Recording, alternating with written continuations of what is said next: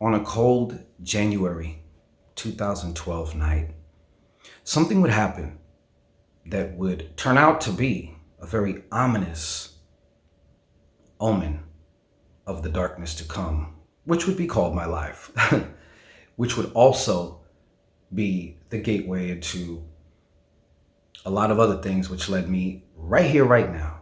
So, for a little bit of context, at that time, my shit was all the way fucked off.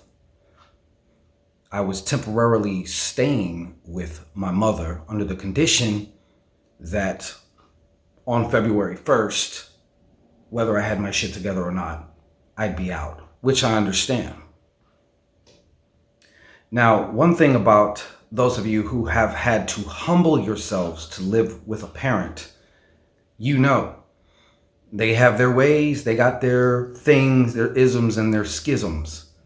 My mother hated to hear me talk on the phone. For one, she said I'm loud, which I am, but also the subject matter of many of my conversations, and she would always say how the walls were thin in this particular condo.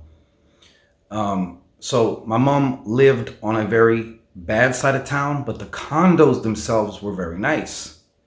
She also lived on a street that was notorious for a lot of fuckery. So on this particular night, I called one of my friends, my dear friends, who at the time she was on her way to becoming a psychologist. She is a very esteemed psychologist now. And we would often have very engaging, long conversations that went everywhere with plenty of laughter and just all kinds of things. So on this particular night, I decided to go outside to speak on the phone with her. At first, when I exited the condo, there's a carport. I went up and I was just leaning against my mother's car, trying to be somewhat quiet and talk on the phone, because as I have heard before, other people outside talking on the phone, you can hear their entire conversations. So out of respect for my mother, I didn't want to, and this is like maybe 11 o'clock at night or something, but there's various older people that do stay here as well. So as I'm on the phone, the upstairs neighbor opens his door and peeks his head out and starts to grimace at me and just is staring at me. So I take it as a clue, like, this guy can hear me. That's his way of saying, like, shut the fuck up or whatever. But like I said, out of respect for my mother, I was just like, okay. So I walked to the sidewalk right by the driveway you would enter to enter this section of the condos, because this is like a big complex of condos. So as I'm there, I'm standing on the phone, trying to keep it low, just having a good conversation.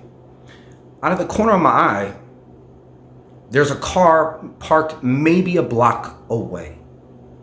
I see headlights come on. Now, on this particular night, the street lights for this section of the street are out. So this whole street is dark as fuck. On this street are mostly hotels until you get towards the end of the street, which is where the complex is. And then there's a dead end. Across the street, there's another Holiday Inn, like a nice one. And then there's also like an In-N-Out Burger, and it's close to the freeway. So I'm standing there talking on the phone, and I see these headlights come on. And the car pulls off the side of the road and, slowly goes in front of me into the next driveway, maybe about 30 feet up for the next section of condos. But it doesn't go all the way in the driveway. It only pulls halfway into the driveway and it stops. Now, I'm not even really paying attention to that. I'm on the phone, enjoying my conversation. I hear the doors open. And you know how if you're gonna drop somebody off, sometimes you open your door so you can get out and like tilt the back seat forward so the person in the back can come out. So I'm assuming that somebody's getting dropped off that lives in these condos, right? So as I'm on the phone, Out of the corner of my eye,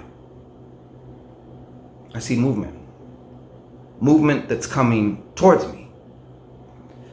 So I'm kind of like looking, but like I said, I'm not paying attention. I'm lacking, as they say. Okay? Slacking. Then I hear the words, "Do you know Ben?" So I'm on the phone and I turn. And what I see is this little short Mexican dude who has like a beanie on, straight up like cholo shit, right? Like the beanie's so low you can't see his eyes. You know how when they put the beanie on, then they tie the beanie so it's like hella tight, so they gotta be like this? It was like that. And he was like, "Do you know a Ben?" I just look at him, I said, "I don't know no Ben." I go back to my conversation.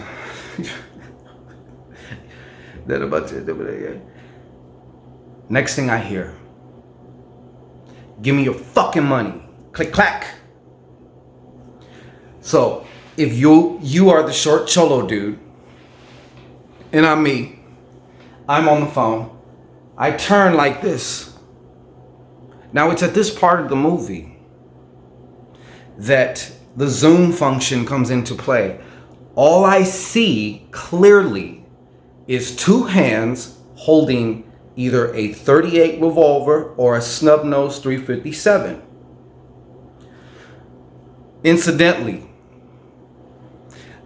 have you ever taken a picture and there's like a blur function?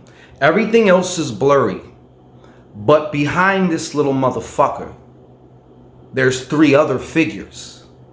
One of which is at least 6'5". So if these are all a bunch of Mexicans, it's one big fucking Mexican out there too. And one of me, unarmed.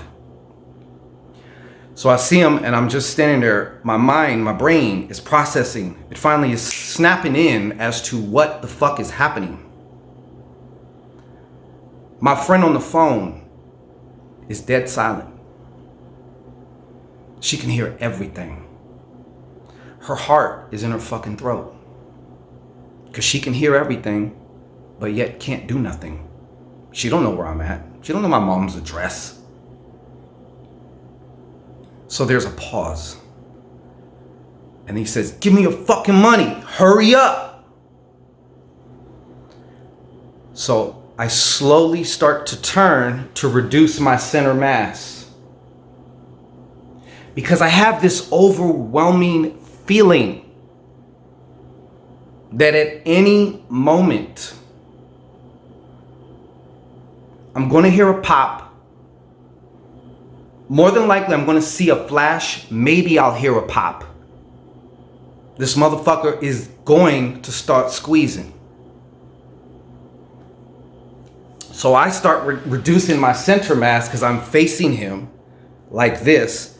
But I start to face him. So in case he starts to squeezing, maybe he'll hit me in the arm, which will maybe give me a chance to get away. I said, now at this point too,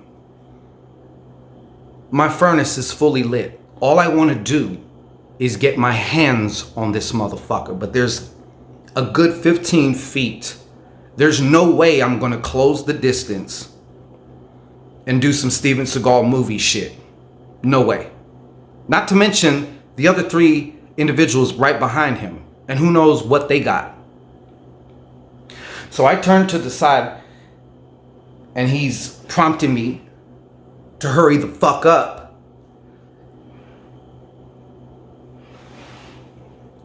I'm like, "All right, I got you."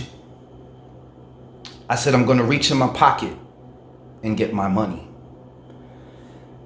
Now there was a pause because there was like two different voices on my shoulders. I had $40 to my name at this time. My last $40 fucking dollars. I had a voice on this side saying, "Tell him you don't got no money. Don't you give up that $40.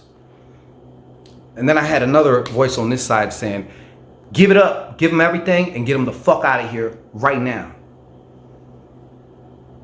So here I am. I'm gonna reach across and get my money. I always kept my money in my left pocket. I also didn't carry wallets because I just hated them. It felt bulky to me. So I would just have my cash, I had like 2 debit cards which had no cash on them, and my license, which I knew I was gonna need for various shit. All right, so I just reached in my pocket, grabbed everything in my pocket, slowly extended my hand and just dropped it right there on the concrete, on the sidewalk. This motherfucker didn't even blink, fixated on me. And then he says to one of his compadres, get the cash. Now the $40 was in various denominations. So this guy rushes to the front. He picks up the money. I hear him rifling through the cash. $40. That's all you fucking got? Me. That's all I fucking got. And I'm starting to look down because it's at this point, once again, this is a horrible feeling.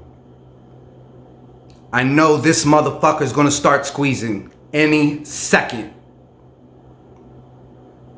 And there's a pause which seems to last forever.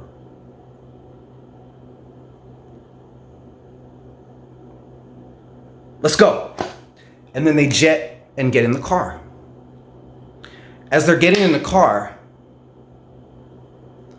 I just threw my phone in my pocket. I grab all the cards that I had, my license, because I know I'm gonna need it. It's important. I need my license, right? And my debit card, and I tear ass into the parking lot. Because when they backed out of the driveway, they went towards the dead end, so I know they're gonna flip a bitch. And I know if I'm just sitting there, standing there, still on the phone, I knew for sure then they'd probably start squeezing, because it's like, he's trying to get our license plate or whatever. Here, take this with you, you know? So I went and tore ass into the parking lot and ducked behind a car. And as they were leaving, I'm like trying to see any semblance of the license plate or even like make out the car. I don't know cars like that. I know it was a silver Dodge. Now, the point of this story, I had my Elegua piece. I had begun to really get into my occult path of sorcery within the last year. All right. I have my first Elegua piece that I ever made. That was on me during this time as well. Shortly after all this happened, I don't know how I know this, and I cannot prove this, but somehow the goddess I was on the phone with saved me. I don't know how I know this. This is not my assumption, because I know the difference between when I assume something and when I know something. They're entirely different. And this is like a knowing from the pit of my stomach that she saved me. So I have affectionately called her from this point on my angel, because there's no other explanation for it. You know what I mean? Like, somehow she saved me. Don't ask me how I know. I'm not trying to be dramatic, but that's just what it was. Now, some may say, well, maybe it was the whatever, and maybe you had other protection. Maybe so, but what just kind of like flew to my face, right? Like, it just came to me like, yo, this is what happened. Like, and it was like a knowing. It was like a jolt. And this was like a harbinger of, because once I moved out of my mother's house, shit was all bad. And thus, this was the beginning of my first dark night of the soul. But this was about to be a long stretch of darkness and sorcery and treachery and all kinds of other shit. And this is what kicked it off. But it needed to happen, apparently. And that is the story of the angel on the phone that saved my life.